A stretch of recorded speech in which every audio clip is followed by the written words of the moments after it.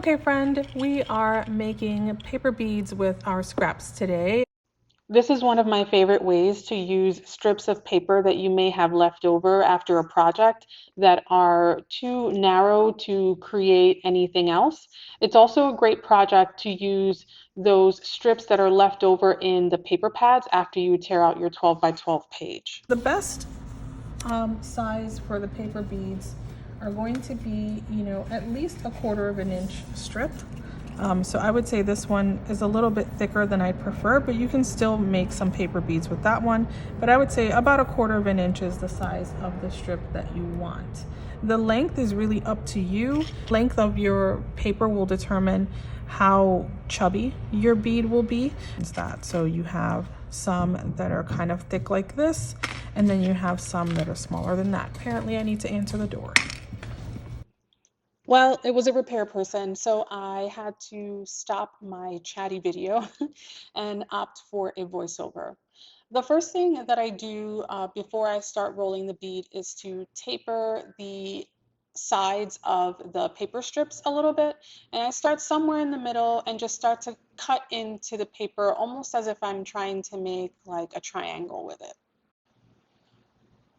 I'll do this to both sides of my paper strip. I would recommend that if you're planning on doing multiple beads, which is usually what I do, whenever I'm making paper beads, I try to just batch the tasks and knock out as many of them as possible. That way I have them available for projects in the future. And it just makes it a lot easier than to want a paper bead for a project and then have to, set aside time to like do all this trimming and stuff. So I would batch those tasks and do all of your trimming at once. As you see me here, picking the next paper that I want to trim a little bit. And this one I'm cutting it slightly different. I'm not going to narrow both sides. I'm just narrowing one side. So it's going to look more like a dagger type of shape.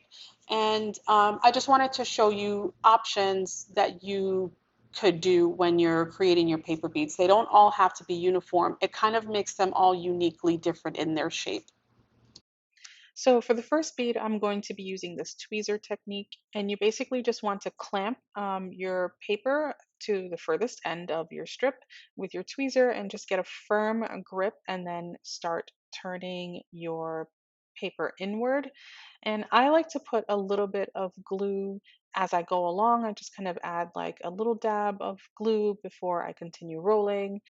You don't have to put too much, just like a tiny little dab of glue every so often as you roll. To me, it just feels like the bead is more secure and there's less chance that it's going to unravel if the other option would be that you just put a tiny bit of glue at the very end, which I've seen many tutorials that do it that way, and maybe that way does work.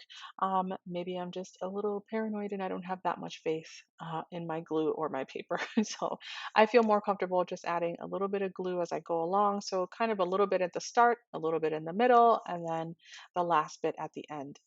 The main thing to keep in mind is that as you're rolling, you want to keep your paper sort of centered and building on top of itself. You don't want it to go from side to side. That will get you the most even looking bead and kind of a nicer shape, sort of like this one. This one I think came out really nicely. And then another thing I like to do at the end is that I just like to make sure that I clean up what the paper looks like in the inside. It's going to look a little bit folded because it's the one that you gripped with, it's the piece that you gripped with the tweezer. So I just go in there and kind of like turn my tweezer side to side to kind of give it that rounded look, which makes it a lot easier for you to thread it through yarn or however it is that you're going to use these beads in your projects. Paper beads are a really great opportunity for you to use up all of those really busy paper pads that you might have. You know how sometimes they have those pages that just have random busyness happening? Now's their moment to shine. So just showing you here that I kind of went a little bit too aggressive with how tightly I was wrapping this particular bead. It's important to have a firm grip on the tweezer and also to try and wrap your bead fairly firmly, I think would be a better word, because if you wrap too tightly, then you end up with this little problem that I had there where you just kind of tear the paper. So just pay attention to how tightly you're pulling the paper and just keep in mind that it is still just paper. So, as I said, this is a great opportunity for you to use up those very busy pattern paper pages that you might have. But as you can see, a plain paper, just like that blue scrap, also creates just as nice of a bead. And at the end of the day, when you match them with each other, they create a lot of interest. So having heavily patterned pages with the more simply patterned pages, or even plain pages like that blue and red one, they all will work really nicely together in a project. Here's one of those tiny little scraps that came from cutting down that first strip, and it makes like a tinier but very cute little bead. So it's really fun to kind of have different cutting shapes, different sizes of papers, and just explore and see which ones you like the most. I like them all. I think they look really cool and interesting when you mix them together. On this next bead, I just wanted to show you an alternative. If you just have a bunch of, I don't know, plain white paper scraps and you want to add a pattern to it, I just took some markers and just scribbled some nonsense onto it with different colors. And I thought actually it might have been a great idea before I cut the pattern paper into strips to just maybe use a stamp and stamp the background of it. Another idea that I think would look great would be to use book pages. I haven't tried that yet, but I imagine that it would look really cool. Oh, hey again, it's future me. I just wanted to show you, this wasn't part of the original video, but I wanted to show you another option for paper bead rolling. And this is a paper bead roller. I believe that it has another name. I'll add that to the caption. What I looked up when I went to Amazon was paper bead roller. And I have a scrap that I can use for it. It's got like this little indentation or line. I hope you can see that right there. That's the part that catches the paper and allows you to just roll like this. So in the video, I roll with the tweezer, which works just fine. And of course, you can also just roll using your fingers. But as you can see with this paper roller, it's super, super easy to roll a bead quickly. This is a tiny little strip of paper. I don't even think it was 6 inches, but you get the point. You roll, you add your glue wherever you feel comfortable adding it. You know that I like to do it beginning, middle, and end, and then you just slide it out and you've got your bead. So this is another option if you feel like you enjoy the process of making beads and you want to make a bunch. I've really been enjoying making beads with this paper roller. So that is another option for you. Bye. So these are the beads that we ended up with. Lots of different sizes, shapes that were created, lots of different colors. And I could just see how you can mix and match all of these together and create additional interest to your projects. And you get to use so many scraps. And it's a really fun and relatively easy project to do. So let me show you some of the ways that I used my paper beads. Okay, so once you've made however many paper beads your heart desires, you then have options for how to use them. One of the options is to just thread them using any kind of baker's twine or yarn or whatever you have. Now that you have like these convenient little holes in the middle of your beads, they're pretty easy to thread with just about anything. This is just a paper tassel that I made and I threaded with some embroidery thread that I had. I need to get out there and get some yarn or some twine. I don't have any apparently, my gosh. Another option is to use it as an added detail on maybe a tassel if you are of the tassel making sort. I do like how the paper bead looks, and then I also added like a pearl to it, and then you can just easily tie it onto any of your projects. What I sometimes like to do is to use, I don't know what these things are called, but they are used for jewelry making. and like bead wrapping. I don't know, you make earrings with them, you use them to create charms and stuff. And so I like to use those with my paper beads because then that allows me to put like some kind of hook or whatever onto it so that I can just clamp it on to my projects. Do I have one that has one such thing on it? So for example, this paper tassel that I made in another video has a lobster claw attached to it.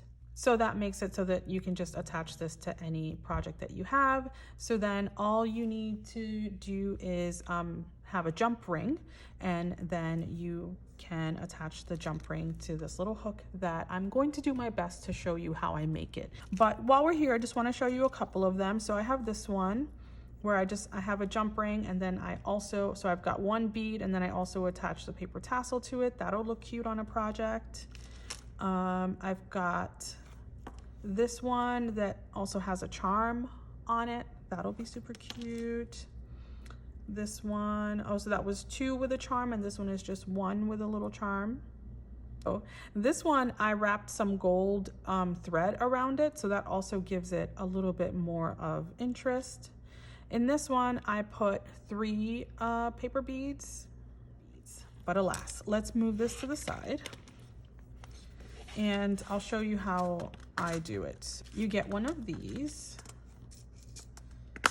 and for the beads that I previously did off camera, I used just smaller little beads, but that's just not what I have available to me right now. So we're going to be using what is right in front of me, and I think I'll just use this crystal one for the bottom, and then we'll put this guy in and put the pink one on the top. It's just so that you can get an idea of how to do it. You know, there's no telling if I'm gonna like this or not. Maybe if I change the bead, I might like it more, because right now I'm low-key hating it. Hated it. If you know the reference to that, then you're my peoples and you've been on this planet for at least as long as I have. All right, so now that you've got that, you want to take, I think these are called needle nose pliers. Again, I'm not an expert, so I don't know the names of these things. And then you're just going to grab it at the very top like that. And then you're just going to turn the wire sideways to the left or the right, whatever's easier to you. I always turn it like toward myself, basically. And then now, so it's here on the side. Now you're going to grab at the top. Right, if I could see it, grab at the top. It's hard to film and talk at the same time. And then you're going to turn the wire in the opposite direction. And now you've got, if I could just be in frame, and now you've got that. And then you take your pliers out again, and then you go back to the top of the wire again. And now you're going to bend and curve around. Just go around. I hope that that was visible to you. And then I grab these other pliers that I have to help me to really get in there. And sometimes I prefer to hold it on my left because I'm right-handed from when I'm going to do this final twisting phase. And then just, you know, turn your hands as you need so that you can see the wire. And at this point, you can use your cutters to cut off the excess if you like. I usually just keep wrapping until I can't wrap no mo. And then I just tuck it. So I'm just wrapping it to the bitter end. And then just kind of use the pliers to kind of tuck it in so that it's not sticking out and it's not going to scratch anyone. And then you end up with that. So anyway, I hope this was helpful in case you'd like to use this method to create sort of dangly features with your paper beads. But as I said, if you want, you can just use string of any kind and just loop it through or string it through the beads, and you can kind of stack a number of beads together, maybe alternate them with actual beads to add interest, but also not necessary. You can just alter the colors.